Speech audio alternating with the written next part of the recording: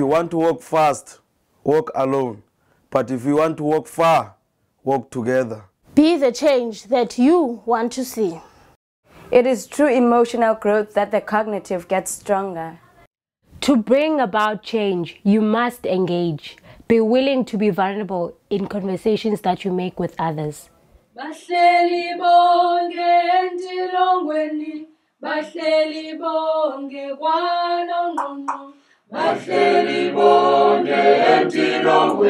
I am an African, not just because I was born there, but because my heart beats with Africans. I am an African, not because my skin is black, but because my mind is engaged by Africa. I am an African, not just because I live in this soil, but because my soul is at home in Africa. When Africa weeps for her children, my cheeks are stained with tears. When Africa honors her elders, my head is bowed in respect. When Africa mourns for her victims, my hands are joined in prayer. When the music of Africa beats in the wind, my blood pulses in its rhythm, and I become the essence of the sound. I am an African. I am an African. I owe my being to the hills and valleys, the mountains and the glades, the rivers, the deserts, the trees, the flowers, the seas, and the ever-changing seasons that define the face of our native land. My body has frozen in our latter-day snows. It has thawed in the warmth of our sunshine and melted the heat of the midday sun. The cracks of the rumble of the summer thunders, lashed by startling lightning, have been a cause both of trembling and of hope. The leap begins when I can admit that I owe my being to the Khoi and the San, whose desolate souls haunt the great expanses of the beautiful Cape.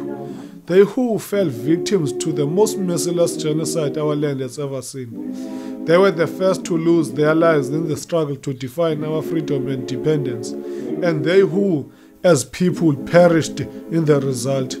Today, as a country, we keep an audible silence about those ancestors of the generation that live, fearful to admit the horror of a former deed, seeking to remove from our memories a cruel occurrence which, in its remembering, should teach us not ever to be inhuman again.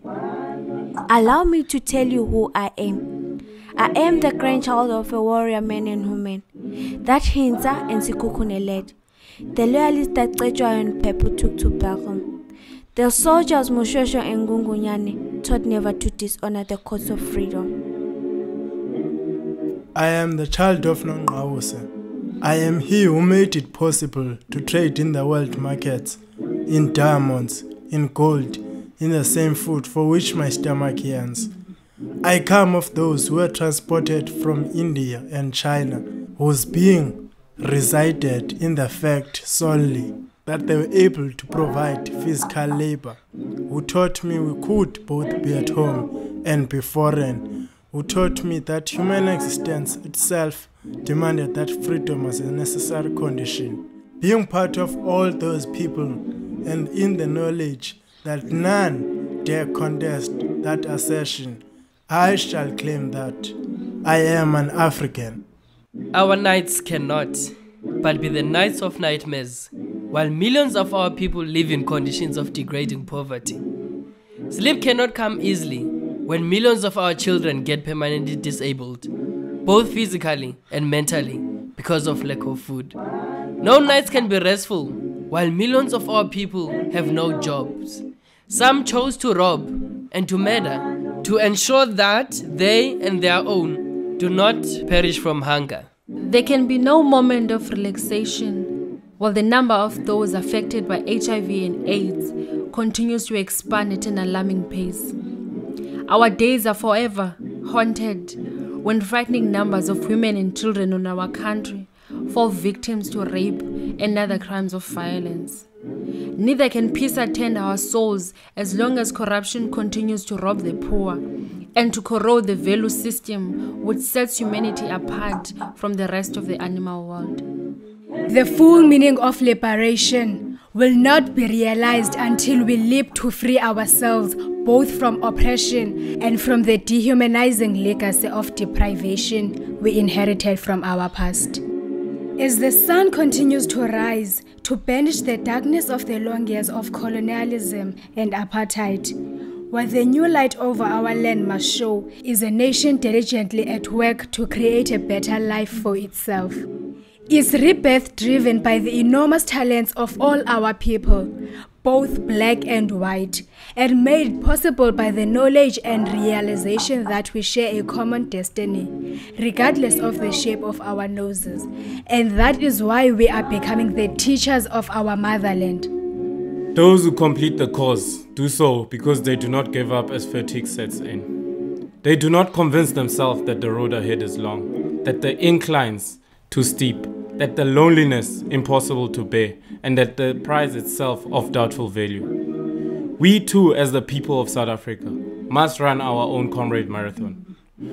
As comrades who are ready to take the road together, refusing to be discouraged by the recognition that the road ahead is long, that the inclines too steep, that at times what we see as the end is but a mirage. When the race is ran, all humanity and ourselves will acknowledge the fact that we succeeded because we succeeded to believe in our own dreams.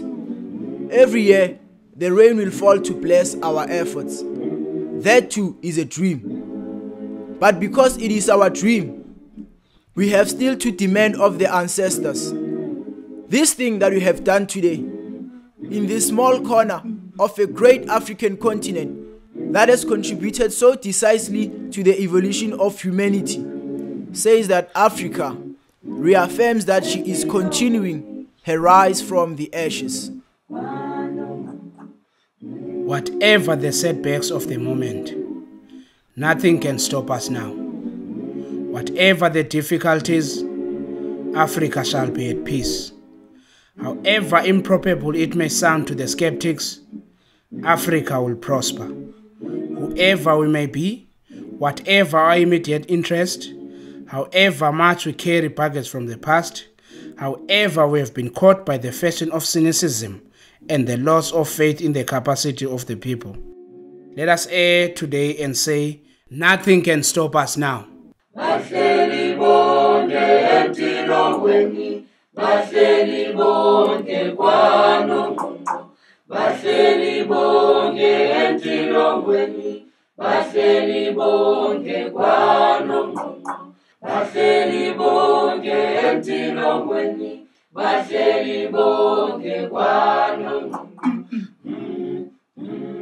entilongweni,